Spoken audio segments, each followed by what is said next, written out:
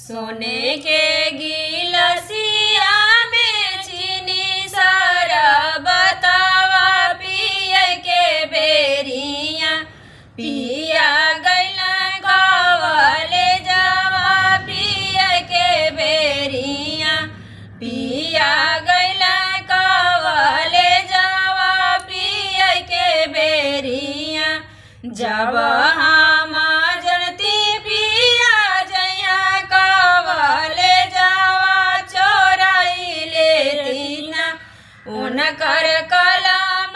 किताबिया चोराई लेती ना उनकर कलम किताबिया चोराई लेती ना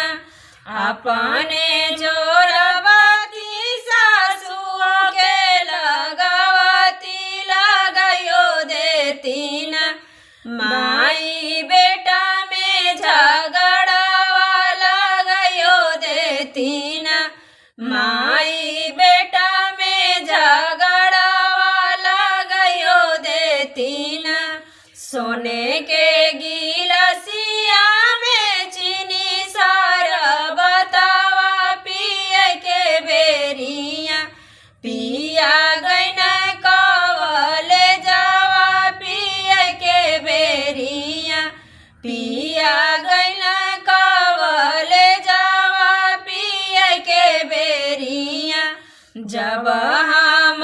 जनती पिया जया कवले जवा चोरायो लेती ना उनकर कलम किताबिया चोरायो लेती ना